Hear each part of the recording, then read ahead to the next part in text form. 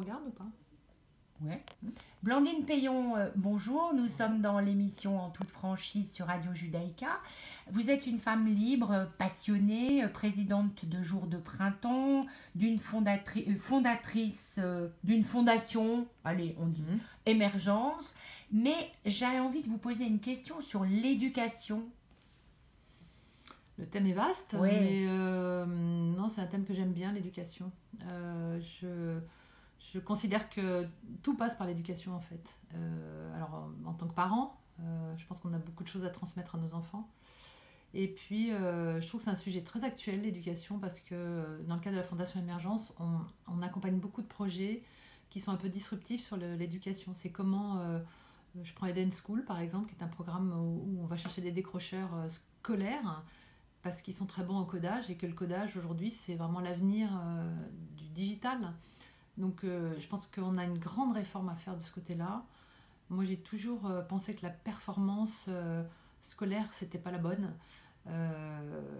J'ai essayé d'élever mes enfants comme ça, en leur disant en fait dans la vie il faut avoir des codes. Et pour moi une bonne éducation c'est avoir les bons codes. C'est les codes de respect, de valeur. Vous parlez d'Eden School, c'est une école qui est dans le 8e arrondissement, c'est ça. Oui. Et il y a beaucoup d'étudiants. J'ai eu l'avantage de la visiter. Oui. Et ça marche bien. Bien sûr, ils sont leur deuxième promo là et c'est la fondation ça, non? En fait, c'est eux. Hein. Nous, on ne fait que les accompagner et les aider dans le développement, la stratégie, mais c'est eux qui font tout. Hein. Mais je trouve que c'est un des sujets.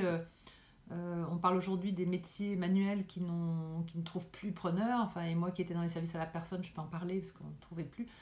Et en fait, le problème, c'est de remettre de la valeur sur le mot travail. Et au final, l'éducation, ça fait tout. Et on peut être très bon en maths, ou faire un très beau master, mais pas trouver de travail parce qu'on n'est pas adapté au monde. Donc, je pense qu'il y a une vraie réforme à faire sur l'éducation aujourd'hui.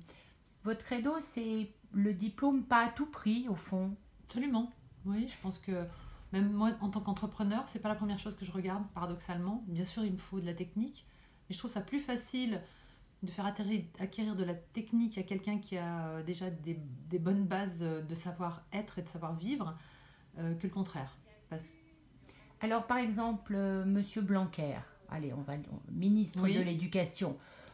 On dit que c'est un bon ministre de l'Éducation. Est-ce qu'il va avoir le courage d'aller sur ces pentes-là, finalement? Est-ce que l'expérimentation, l'expérience ne vaut pas mieux que le diplôme? Qu'est-ce que vous en pensez? Alors, on avait dit qu'on ne faisait pas de politique. Mais... Non, on n'en fait pas. Non, mais par contre, moi, je dirais qu'il faut plus associer les entrepreneurs aujourd'hui à tout ce monde-là. On est trop séparés. Et au final, on n'a pas ce qu'on attend, nous, en tant qu'entrepreneurs, quand on veut embaucher des collaborateurs. Donc je pense que si on mélangeait mieux ces deux mondes, les jeunes ne seraient pas meurtris d'avoir un master et de ne pas trouver de travail. Vous vous occupez, puisque au MEDEF, des relations école-entreprise, c'était un vieux discours. Non, mais ça existe toujours. Des actions. Ça existe toujours. Oui, bien sûr, j'en ai fait beaucoup. Et puis, il y a 100 000 entrepreneurs aussi qui vont dans les écoles. Il y a beaucoup de choses qui sont faites, mais je pense qu'on n'utilise pas assez la bonne volonté des entrepreneurs qui seraient d'accord pour aller justement expliquer le monde du travail, que c'est un monde passionnant et qu'on peut y être épanoui. Et aujourd'hui, on peut ne pas avoir un bac plus 12 et quand même trouver son bonheur dans l'entreprise, ou même créer sa boîte. Comme vous l'avez fait. Oui, absolument. Blandine Payon, merci d'être en toute franchise avec nous sur Radio Judaïka. À bientôt. Au revoir.